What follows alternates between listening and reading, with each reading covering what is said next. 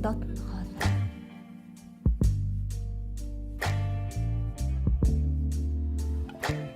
Дуучин бүсгүй дуусашгүй паян. Тояма бол урлагийн галтогоонд дөнгөж хөлөө олох гээд дэнжигнэж яваа. Залуухан, халуухан дуучин бүсгүй. Би хаа царай зүс яриа хөрөө явшав хийсэн сэрэг байдал нь амжилттай яваа урлагийнхны л шинж гэмээр. Дээрээс нь дуулалтын хувьд ч байглаас заяасан ховор өгөгдөлтэй хэмээн урлагийн акулууд нь хоорондоо шивэр авир хийдэг. Урлагийн хүнд байх бүхий л өгөгдлийг өөртөө төгс бүрдүүлсэн хэдий ч ганц л зүйл түүний хурган карьерийг шалгаар нэг болгож мэднэ хэмээн найзууд нь түүнд сургамжалдаг. Учир нь тэр хувийн амьдрал ор хүнжлийн асуудалд бусдаас онцлог, баригдмал бус хитрхи чөлөөт сэтгэлгээтэй нэгэн. Мэдээж ганц бие залуу бүсгүй хинтээ юу хийж явах нь хувийн асуудал боловч олонний танил. Тэгээд сайхан эмэгтэй хувьд асуудал болдог аж. Өмнө нь ч тэрээр бизнесмен ахмиг эртэй холбогдсон нь асуудал дагуулж дуучин бүсгүй дуусашгүй паян хэмээн хэвлэлээр цоллуулж байсан ч удаатай. Төвний хүсэн хүлээсэн 21 насны төрсөн өдрийн парти эд дундаа явж байлаа. Дахиж насанд хүрээгүй гэж энд тэндээс хөөгдөхгүй хорж цагдуулахгүй болсон тул Тояма ёстой л нэг дарвиж цинкийг үзүүлсэн юм. Хотын төвийн хамгийн олонний танил модель мистрүүдийн ордог клубыг нэг оройжин өөрийн мэдээлд авч зөвхөн найзуудыгаа цуглуулan нэчгэр сүртэй тэмдэглэв. Парти нилийн дундаа орох үе үүр хаяарч байв. Тоямагийн утас тасралтгүй дугарч эхэлнэ. Энэ үед баярт Тоямаг төрсөн өдрөө тэмдэглэж байгааг мэдэх тул хүргэж өгөхөөр хүлээж байгаа нь энэ. Мэдээж зүгээр ч нэг сайхан сэтгэлээр биш гэдг нь тодорхой.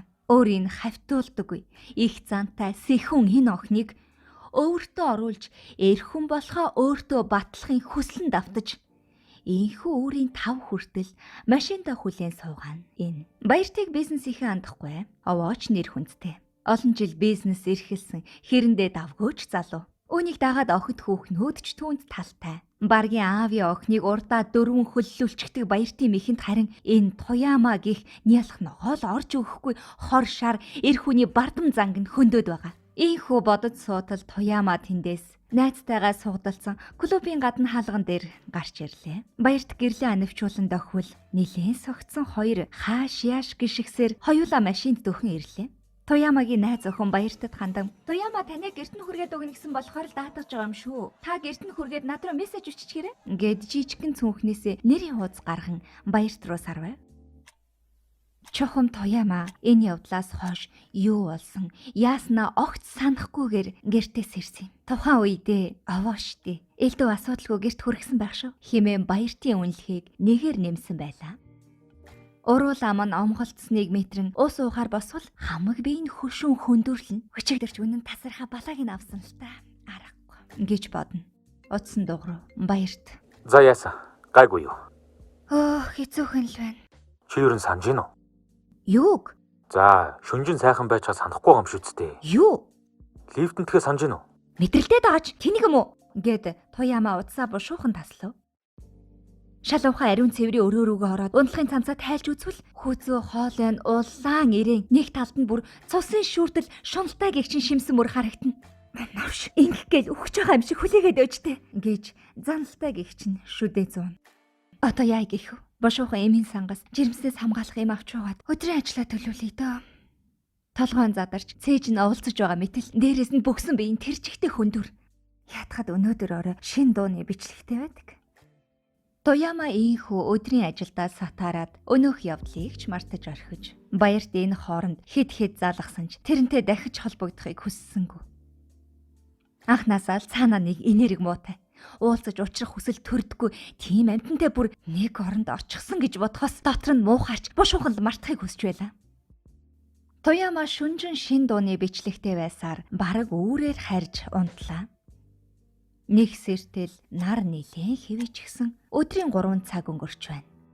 Цаанаал нэг уйтгартай төвшөр төрүүлсэн тэр өдөр түүнд нэг л муу совин татсаар сэрлээ. Утсаа үзтэл бөөн дуудлага Facebook дээр түүнийг баахан меншн хийсэн мэдэгдэл. Нэгэн рүү н орвол лифтэнд хагас нүцгэн жижигхэн макин дээшээ сөхөгдөж хөхн гарчихсан. Дэрвгэр банцлынх нь хормог дээшээ шуугаад алцайлгачихсан. Урд нь туранхаа өндөр залуу цаашаа харчихсан хийж байгаа зураг гараад ирэв. Тоямагийн нүд нь харанхуйлан чихээр нь шуу гэж хамаг биеэр нь хөлт аагаад ирэв. Хэдий зураг бүрсгэр түүнийг гэж шууд хэлэхэд хэцүүч. Тояма өөрийгөө байгааг яахааргүй таньжуулаа. Зурагны тайлбар олонний танил бүсгийн ор хөнжлийн ажил дийлхэгдэв. Сэтгэгдлүүдийг үзвэл яг өөрийнх нь нэрийг дурдаагүйч олон хүн түүнийг меншинтэж асуултын тэмдгээр болсон байв. Юу болоод байгааг ойлгох сөхөөгөө сууж байтал баярт залгав. Энэ чиний хийж байгаа хэрэг үү? Би чамайг яасан гэж ингэж байгаа? Цэвүү амт. Новш. Байз. Тояма 50 бай. Сонс. Би харсан, мэдсэн. Мохотолч новш. Чамд юу хэрэгтэй? Чи л албаар камер байрлуулж ийм хийгээ үз. Мөн гач донт. Чи надаас юу хүсэж байгаа? Үгүй ээ, би ч бас чамтай адилхан. Өдөр л Facebook-ээс харсан. Наадханд чи итгэнэ гэж бодоо юу? Эргүү хөгшин төгцөг. Яасан? Намайг ингэж олонт дэлгэхээр чамд ямар ашиг байгаа? Надаас мөнгө хүсээд байгаа мó? Өөрийнхөө бизнесээ хийж, өөрийгөө зарж олсон мөнгө чи чамд багтаад байгаа мó? Тояма, эхлээд сонс. Битгий хашгичаад бай. Наад бичлэгч орон сууцны лифтний бичлэг. Орон сууцны жижүүрийн хүү энэ зургийг задруулсан байна. Тэрний хүсэж байгаа минь мэдээж мөнгө. Би пост оруулсан хаягаар холбогдсон. Би асуудлыг чи шийдээд өгнө. Санаа зовтгүй заяа. Тояма энэ үгийг сонсоод багхан ч ихсэн тайвшрах шиг болов. Ядчил өөрөөс нь илүү олон оймс илээж байр суурь олсон хүн асуудалд арай өөрөөр хандаж байна хэмээн бодлоо. Гэхдээ үнэндээ баярлаа гэхүү, хэрэггүй гэхүү гэдгээ ололгүй шууд л удсаа тасалчихлаа. Тоямагийн утсанд зурвас ирэв. Гэхдээ нэг болцолтой надтай цаашид уулзнаа гэж гинөө. Энэ үг юу гэж байгааг Тояма сайн ойлгож байлаа. Гэвч Тоямад яг одоо энэ нээсүр сонголтгүй тул яах ч вүлээ дээ. 2 өдрийн дараа баяр Бүх асуудал шийдэгцэн. Харин нэг бичлэг үзэх үү? Тояма явуулсан бичлэгийг үзвэл лифтний хаалга онгоймогц хүүхэн залуу хоёр үнсэлцэж өнгөлцсээр орж ирнэ. Хонгойн дөнгөж давсан богино банзалныхын доогуур баяртын гар орж гуайлаг биедээ баймгүй томтгор өгцгийг 2 гараараа атгаж аваад чангахан базна. Нэг гар нь дээшилсээр богино цамцын сөхөж том хөхийг базалж эхэллээ. Тояма ухаанаа аль эр талджээ. Залуугийн гар түүнийг хаашин л эргүүлнэ. Тэр зүгт нь нурж унан найлан хайтан гинэж ямар ч эр хүний хүсэл сэрлийг өдөөхөөр харагдав. Залуу өмднийхөө товчийг бушуухан тайлаад бүсгүй баруун хөлийг өргөж лифтний тавиур дээр төшөөлөв. Нөгөө гараараа өвцгийг бадсан ч ихтэй дороос нь өгтуулан өнөөхөө нэг түлхээд оруулчихав. Эхний оролтоор л бүсгүй байж ядан тачаатан дуу алдаж эхэллээ. Залуу бушуухан хүүхний амыг таглангаа үргэлжлүүлэн нэг хэмнэлээр дороос нь зугуухан бүлж өгөв. Хүүхэн залуугийн гарыг амнаасаа холдуулах гэж өнгөлцөх хооронд залуу дороос нь хүчтэй бүлсээр л байлаа.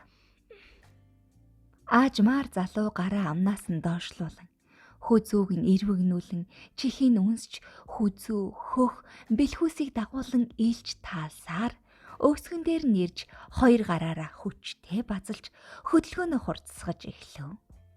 Дот нь 2 гараараа өгцгийг бадсан чихтэй дороос нь жигд хэмнэлээр хүчтэй бүлэх бүрд хүүхэн дуу алдан нүдэн ани хэмнэлээр нь хотон таалунч тайхан жаргалаа мэдрэн. Удалгүй залуу байрлалаа өөрчлөхөөр шийдэв. Тоямагийн хөлийг тавиурнаас буулган цааш харуулan хан налуулав. Ингээд бүсгүй залуугийн мэдэлд бүрэн шилжлээ. Залуу хүүхнийг цааш нь харуулна. Хөлөө яаж тавиг нь яг л сургуультай нохоо шиг залуугийн хэлхийг үг дуугүй янаглан дагна. Залуу хүүхнийг цааш нь харуулсан чихтэй араас нь эргэтний оруулаад хөдөлж эхлэв. Тояма гуайлаг хэдийч хөх өгзөг сайтай тул ор хүнжлийн ажлын үед эрчүүдэд барих базах зүйл ихтэй урамтай байдаг гэдэг. Тэр ч утгаараа баяртад тун таатай байгаа нь бичлэгнээс харагдана. Тояма цаашаа харсан ч 2 талаар нь хөхөнд хөдлөх тоолонд цэлхийн харагдаж байгаа нь бичлэгэн дээр тодорно. Баярт түүний 2 хөхийг таатай гэгч нь